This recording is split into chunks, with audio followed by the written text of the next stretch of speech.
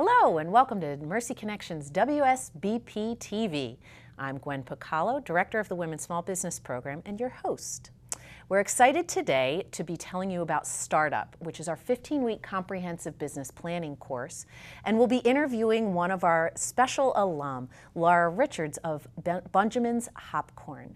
Before we get to talking with Laura, I'll tell you a little bit about what to expect from Startup. So Startup is our 15-week comprehensive business planning course. It's taught in 3 content areas by 3 different instructors: marketing, finance, and business ownership.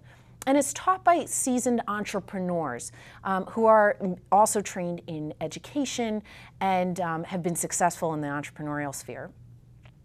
Through the class, you write a bank-ready business plan, if that's what you choose to do. Not every participant chooses to write a business plan because sometimes the business plan does its job and you decide that you don't want to start that business. You come up with a different iteration of the business, or you find your dream job working for someone else. And so the bank-ready business plan is one byproduct of taking the class. And we bring in a ton of guest speakers who are experts in their field. Everybody from an attorney to a web development expert and social media experts, someone who talks about company culture, and everybody in between.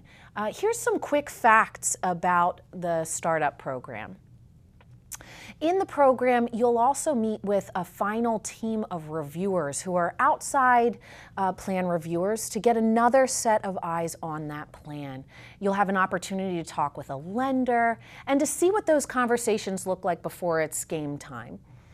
So over 1,500 women have come through our program, and over 150 to 200 businesses are open and active in the community of alum who have come through the program. If you'd like more information about the Startup program, please visit WSBP.org. There's a lot of information on there, and it has an application and the dates for the next class. Now I'd like to introduce you to one of our prized alum, Laura Richards, who came through Cycle 51 of the Women's Small Business Program Startup and is now the owner of Bunjamin's Hopcorn. Welcome, Laura. Thank you, Gwen. It's nice to have you here. Thank you. So, Laura, will you tell us a little bit about what is Bunjamin's Hopcorn? Sure. So Bunjamin's Hopcorn is popcorn made to pair with different types of craft beer.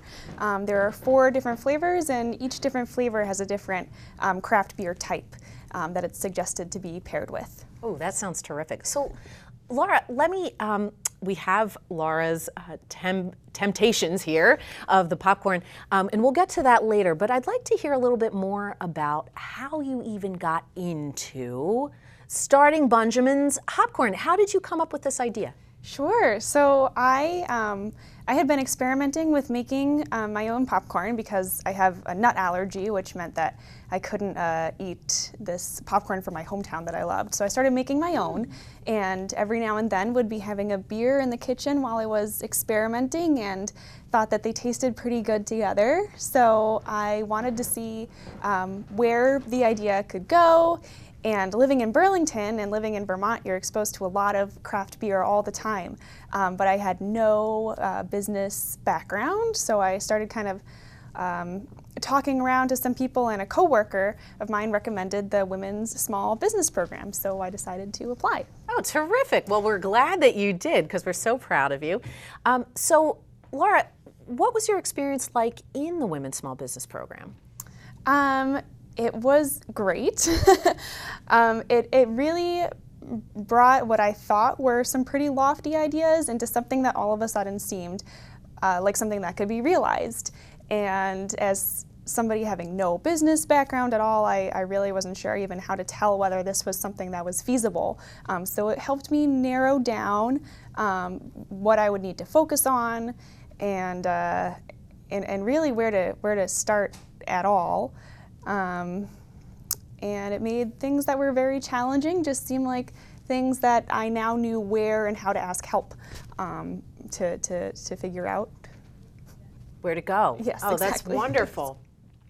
So, Laura, there's we hear a lot about the business planning process, and a lot of people are very scared of this process because I think that a lot of us are scared at seeing our dreams change. So can you tell us about some of maybe a highlight and a low light from the business planning process that I think you primarily undertook in the startup program? Can you tell us a little bit more about what that looked like for you, and then how the program played into helping you deal with kind of those ups and downs? Sure. Well, yeah, definitely ideas change while you're putting the business plan together. When I first started, I thought that I wanted to make a different popcorn flavor for all different beers and all different mixed drinks, and then I realized that that was way too many flavors to actually start a business with. So that was one of many things that the class helped me narrow down and figure out exactly where my niche was going to be. So I would actually call that a highlight. It's hard to think of a low light, but definitely challenges are one thing. A big challenge for me was figuring out my financing and exactly how much I would be putting into the business. And with something like food, you need to know the cost of every ingredient, your packaging, your labels, and when you haven't actually started your business yet and begun to source your ingredients, it can be hard to know, it's hard to write all that out. So again, that was a challenge, but it was something that could be worked out. It just took some time, and the program helped make that seem like much less of a barrier.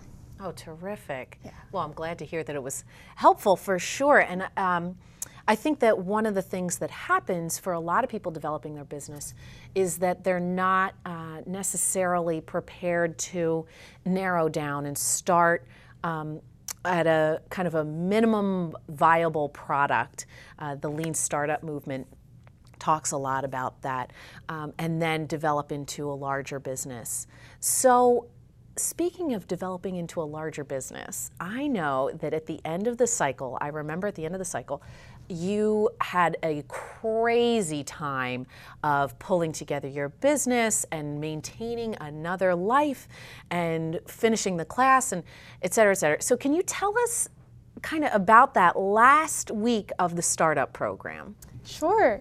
So during the last week of the startup program, we were finishing up our business plans, presenting them, the final business plans, to the instructors, which was very exciting because we had been working on them for 15 weeks. So to have that finished product was great, and to get some final feedback on it was also great. So for me, this meant at the same time working full time, continuing to revise the business plan once that was done. And at this point, I had also started to work in a kitchen to make the popcorn. So during this final week, it was very exciting. It was finishing the business plan, making the popcorn in the kitchen, and for the first time having it on trial in 2 local breweries, which was just so rewarding to have that happen when, 15 weeks before that I didn't know that was possible. Did you always know that you wanted to have these popcorns sold directly to breweries in a wholesale capacity, or can you tell us a little bit, about the change, how your model changed? Sure. So when I started, I really didn't know. I knew that there were a lot of people in town, I know my friends and myself, who would enjoy having a snack while they were at a bar or a brewery, but I wasn't sure what the bar or brewery response would be. And I wasn't sure whether they would want it in a bag or whether they would want it in a bowl, something like this. So there was a lot of research and trial and error, and what I found was that wholesale was the way to go, or at least the way to start. Mm-hmm. And because, was it a cost question? Was it a finding a viable market question? Was it all of the above? I would say all of the above, and especially as starting out as a one-person business, for me to be spending all my time in the kitchen, the most time-efficient thing was to do large bags of the flavor rather than small retail bags. You know, you have to be really careful with your time spent in there. I think not to burn out, and also not to burn out your resources. Wow, and you kind of hit on something that's perfect. What would you say to someone who is starting a business, maybe someone who wants to take the startup class?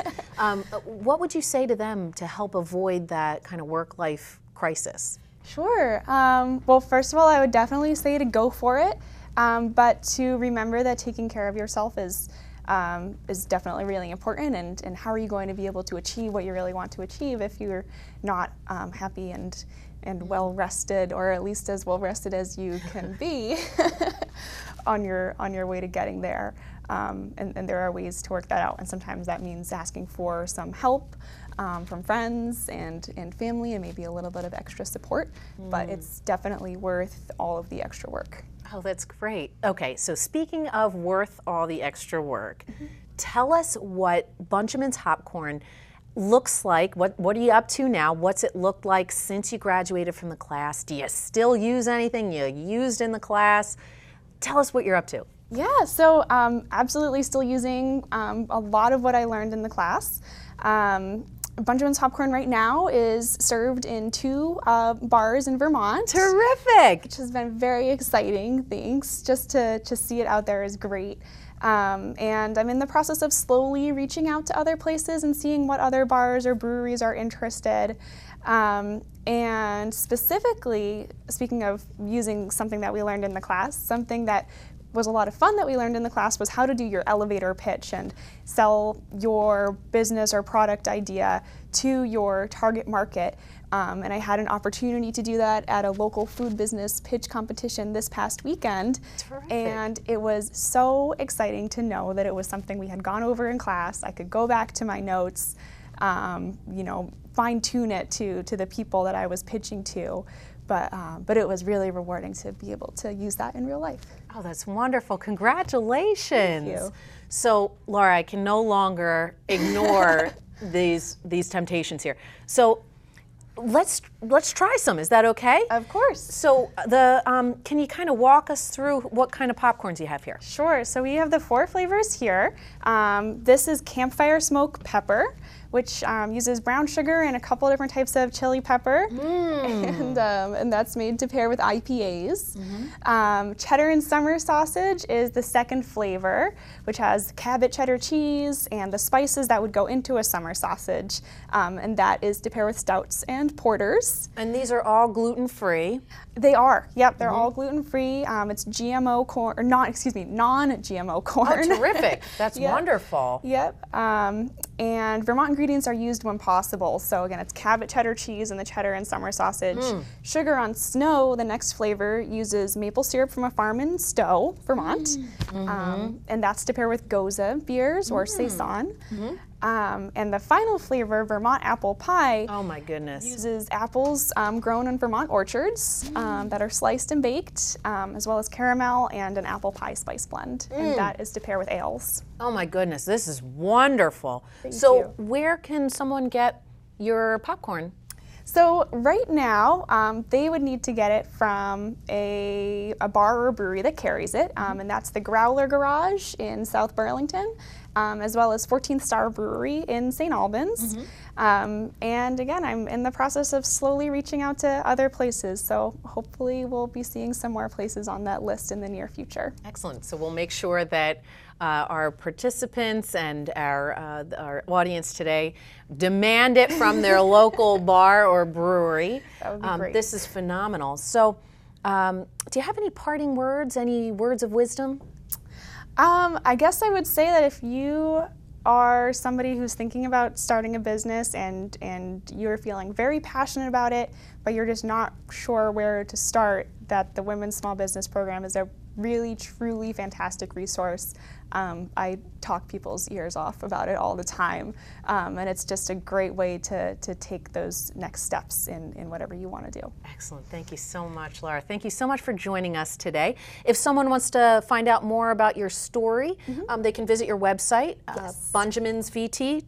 bunjaminsvt.com. That's right. Great. Yeah. So bunjaminsvt.com. Thank you so much for visiting with us today, Laura. Thank you and for sharing having your me. gorgeous popcorns. Thanks. And if you're interested in learning more about the startup program or any of our other programs at the Women's Small Business Program, please visit WSBP.org. We'll look forward to seeing you on the next episode of WSBP TV.